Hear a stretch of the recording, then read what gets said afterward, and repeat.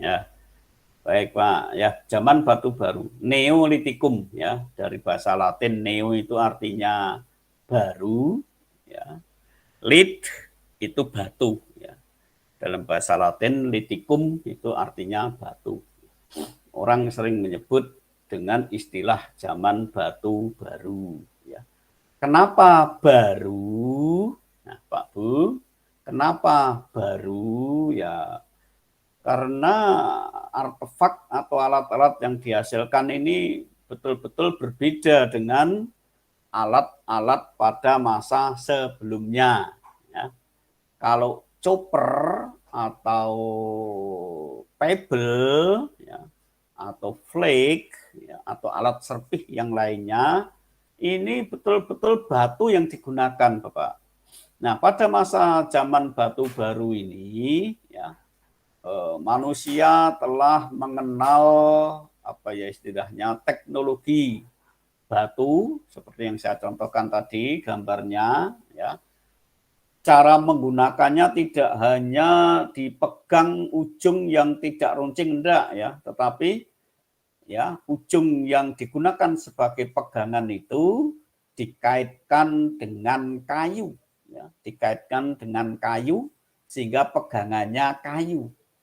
Atau Bapak Ibu pernah lihat cangkul ya Pak Bu ya, cangkul yang untuk bertani, untuk mencangkul di sawah. Nah, batu tadi adalah cangkulnya Pak, itu cangkulnya ya. Kemudian apa namanya di ujung batu yang tidak runcing itu ya diikatkan kayu ya yang digunakan sebagai pegangan. Jadi seperti cangkul Pak, mirip seperti cangkul. Itu yang pertama. Kemudian yang kedua Pak, ya alat-alat yang digunakan atau dihasilkan pada masa Neolitikum itu alat-alat yang digunakan untuk food producing, untuk pertanian. Nah, jadi Pak, kapak persegi tadi seperti cangkul Pak, ya Bapak Ibu. Kalau bapak-bapak mungkin ya ngerti lah ya cangkul. Kalau ibu-ibu saya tidak tahu ngerti atau tidak ya cangkul, nah, seperti cangkul. Nah, jadi memang ini digunakan untuk pertanian, Bapak Ibu. Ya, fungsinya seperti cangkul. Karena pada masa Neolitikum itu, ya manusia telah mulai mengenal pertanian. Nah, yang perlu diingat, Pak Bu, sekali lagi yang perlu diingat ya bahwa manusia pendukung Neolitikum itu bukan jenis, bukan genus Homo erectus.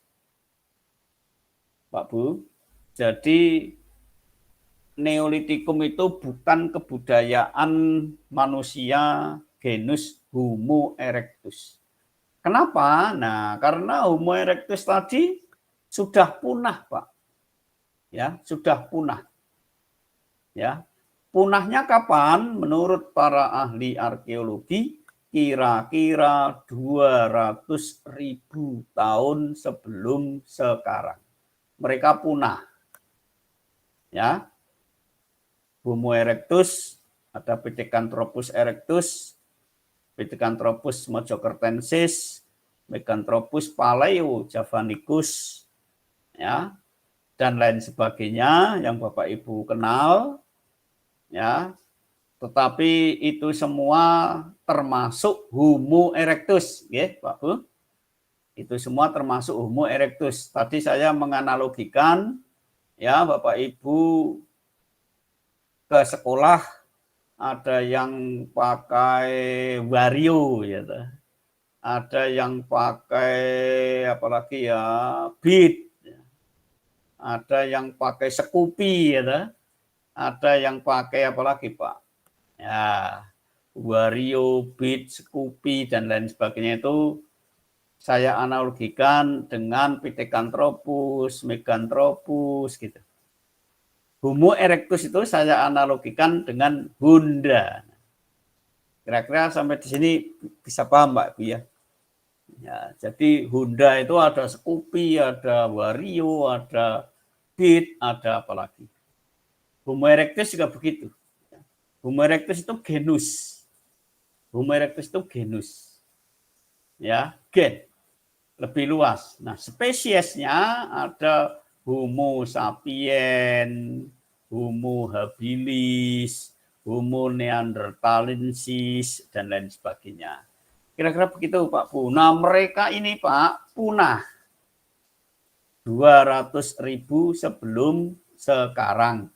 Bukan sebelum Masehi loh Pak Bu, sebelum sekarang. Mengapa sebelum sekarang? Saya katakan karena menggunakan kalender geologi. Ya. Nah, ada 3 hipotesis dari para ahli berkaitan dengan punahnya Homo erectus di Jawa. Yang pertama, kemungkinan mereka itu punah karena kira-kira 200.000 sekarang, 200.000 tahun sebelum sekarang itu terjadi hujan meteor. Dugaan yang pertama. Seperti punahnya dinosaurus di Afrika. Ya, Pak Bu ya. Ya, itu yang pertama. Tetapi kemudian Pak Bu, hasil penelitian, pembuktian, verifikasi, dugaan itu lemah. Mengapa lemah? Karena tidak didukung dengan bukti-bukti yang kuat. Ya, jadi di sekitar Jawa Tengah, Sragen, Sangiran, dan daerah sekitarnya ini tidak ditemukan batu meteorit dalam jumlah yang banyak. Ya, kalau hujan meteor kan mestinya batu meteornya banyak ya Pak Bu ya. Ya, hujan air ya, mesti airnya meluap-luap ya. Sampai masuk ke rumah, masuk ke halaman, masuk ya Pak Bu ya. Sampai banjir. Maka kalau hujan meteor ya mestinya batu meteor banyak. Tapi di Jawa Tengah ini kan ya ada, tetapi jumlahnya ya tidak tepat kalau dikatakan hujan meteor. Ya. Nah itu teori atau hipotesis dugaan yang pertama. Kemudian dugaan yang kedua Pak Bu, ini terjadi bencana alam. Ya, terjadi bencana alam. Gunung Lawu Purba, Pak Bu. Gunung Lawu Purba di sebelah timur Sangiran ini apa namanya meletus ya, terjadi letusan Gunung Lawu Purba. Ya, sehingga Homo erectus yang bermukim di Jawa Tengah ini menjadi korban dari bencana alam tersebut. Tetapi dugaan ini juga kurang kuat menurut para ahli, ya, karena tidak ditemukan material letusan gunung dalam jumlah yang banyak di sekitar Sangiran. Ya. Ini tidak ditemukan dalam jumlah yang banyak. Nah, dugaan yang ketiga yang paling kuat ya adalah terjadinya perubahan iklim secara ekstrim. Nah, ini yang paling kuat, Pak. Paling kuat ya. Karena dari berbagai penelitian tentang pelapisan tanah di Sangiran dimungkinkan bahwa sekitar 200.000 sebelum sekarang itu lingkungan Sangiran telah berubah dari rawa-rawa menjadi dataran rendah. Ya, panas sekali sampai air di rawa-rawa itu kering karena panas. Ya. Nah, manusia Homo erectus tidak dapat beradaptasi dengan baik. Ya. Ingat Pak Bu, kejadian beberapa mungkin tahun yang lalu ya di India, ya terjadi peningkatan suhu, ya hampir 80 derajat Celcius ya Pak Bu ya di India. tingkat kematian sekian ribu orang. Ya. Kemudian di Afrika juga telah terjadi ya perubahan cuaca ekstrim, ya suhu panas bumi meningkat 2-3 kali lipat dari yang biasanya. Kalau biasanya kan di tempat kita Pak Bu, di Jawa itu kan suhunya di bawah 30 ya Pak Bu ya. Mungkin 27, 24. 27 itu sudah termasuk panas Pak. 24. Yang rata-rata ini kan 24 derajat Celcius. Di Makkah atau di Madinah, Bapak Ibu yang mungkin muslim yang naik haji ya, 40 derajat Celcius itu sudah panas sekali ya, sudah panas sekali. Bayangkan Pak, kalau suhunya 70 derajat Celcius. Ya, kira-kira seperti apa ya? Ini terjadi di India sekitar beberapa tahun yang lalu kalau tidak salah. Nah, di Sangiran kira-kira waktu itu juga begitu, Pak. Terjadi perubahan secara ekstrim. Nah, tiba-tiba panas sekali, ya, sampai yang dulunya lingkungan Sangiran itu berupa rawa-rawa, karena saking panasnya air menguap, ya, kemudian menjadi dataran rendah. Nah, manusia Homo erectus tidak dapat beradaptasi sehingga mereka punah. Ceritanya begitu, Pak. Jadi, Pak Bu, kita itu nanti kalau anak-anak bertanya ya Pak Sandy, kalau begitu Pak Sandy itu keturunan Pithecanthropus.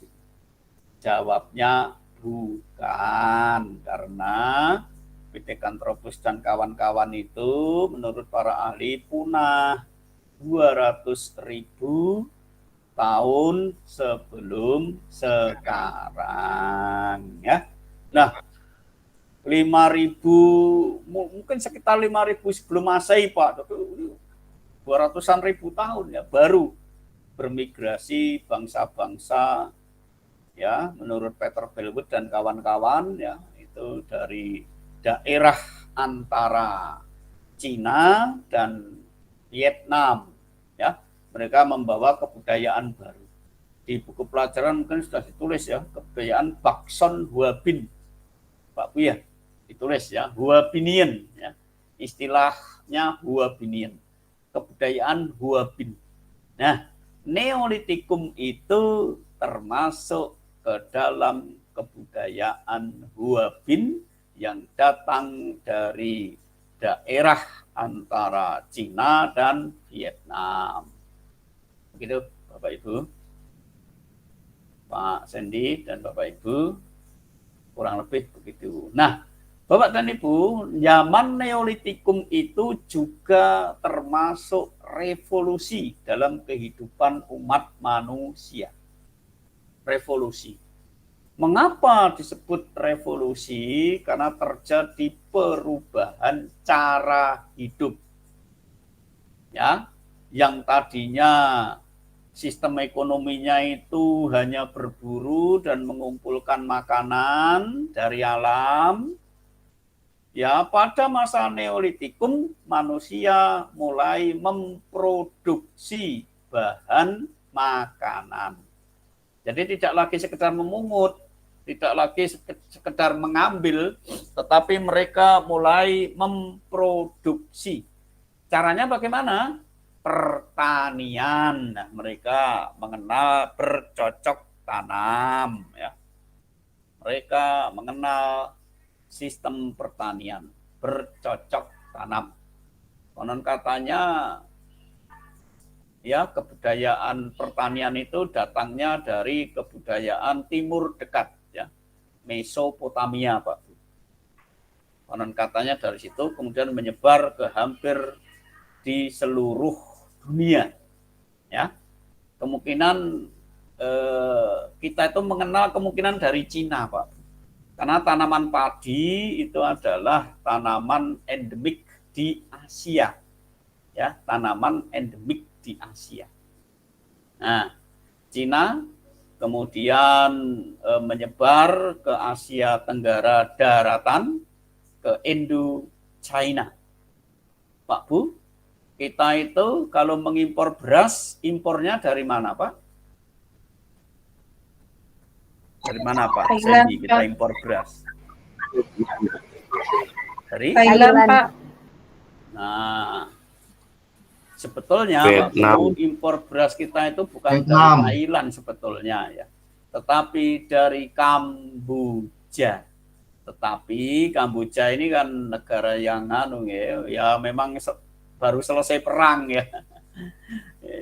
Apa infrastrukturnya kurang memadai, sistem keuangannya juga belum baik ya, sehingga pinter Thailand itu beli beras dari Kamboja dijual ke Indonesia. Pinter ya Pak. Jadi sejak zaman kuno yang menjadi lumbung padi Asia Tenggara itu adalah Kamboja. Ya, Kamboja karena tanahnya sangat cocok ya untuk pertanian. Di situ juga mengalir sungai yang besar yang mampu mengairi menjadi irigasi ya bagi sistem pertanian padi basah di Kamboja. Sungai apa itu, Bu Medi, Aminah? Sungai apa? Ayo, di Kamboja.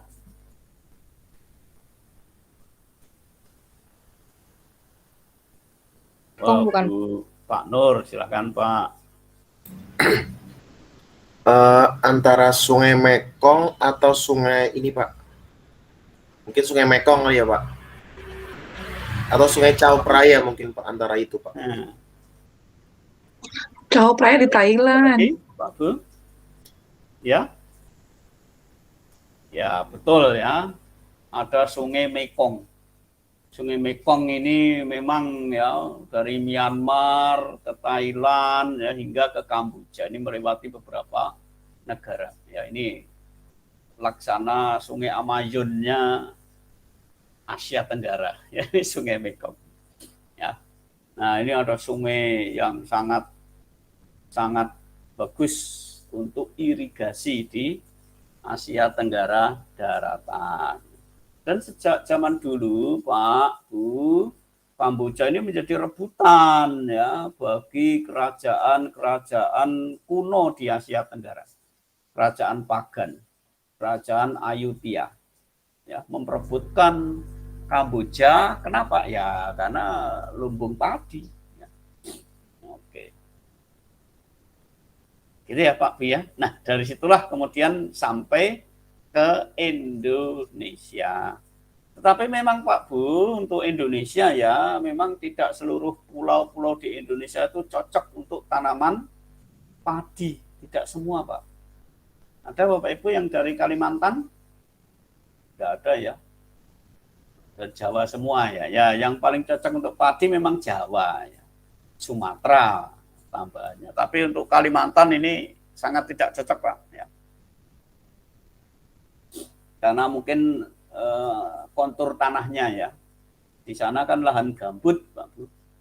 pH-nya sangat tinggi. Ya. Sehingga kalau ditanami padi, ya kalau tumbuhnya tumbuh ya. Tetapi tidak seperti di Jawa ya. Sulawesi juga kurang pas, kurang cocok. Ya. Papua apalagi ya. Yang paling cocok ya hanya Jawa, Sumatera. Nah, itu untuk Indonesia. Kalau untuk wilayah Asia Tenggara daratan atau semenanjung Malaya ini ya terutama di bagian atas ya, Myanmar, Vietnam, Kamboja, Thailand ini memang sangat struktur tanahnya sangat cocok untuk lahan pertanian. Ada lagi Pak Bu yang ingin disampaikan? Kalau enggak 35 baru dapat 4 ya. 35 Bu Ella Mustika. Soalnya tentang apa Bu nanti nomor 35 itu? Maaf Bapak, diulang putus-putus suaranya. Soal nomor 35 itu nanti kira-kira soalnya tentang apa di kisi-kisi.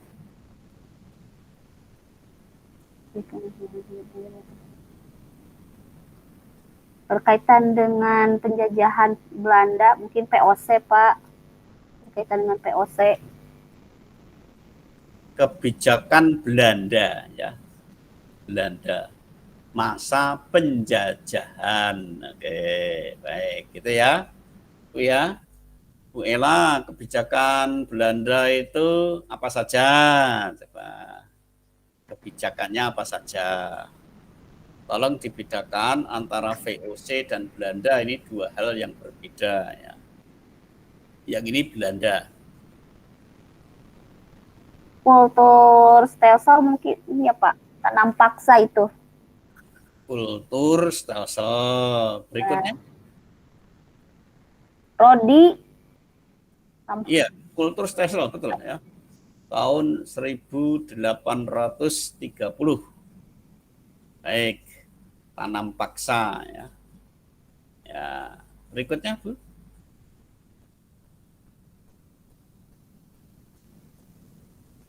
Setelah kultur stelsel,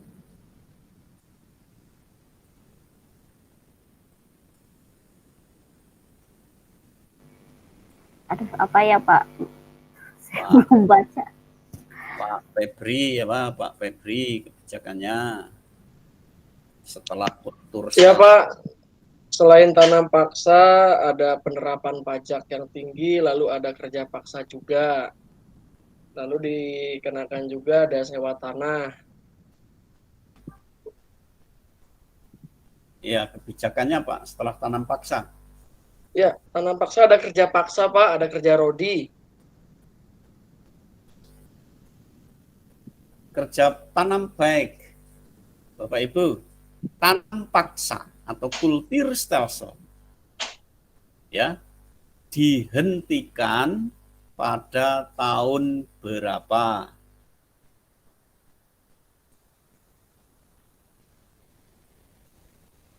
Bu Restu Arini, tahun berapa tanam paksa dihentikan?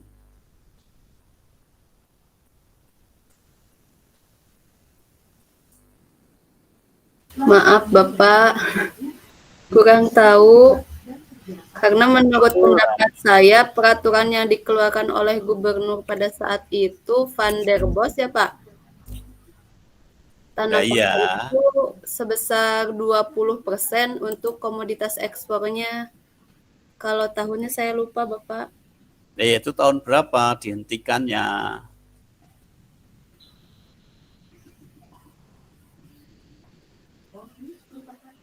Coba Bu Lia, Dahlia. Tahun berapa Pak? Bu. Tahun 1870 bukan ya Pak? 1870 ya. Bu, Pak Bu, tanam paksa berhenti tahun 1870. Ya, Pak Bu? Ya. Berhenti pada tahun 1870.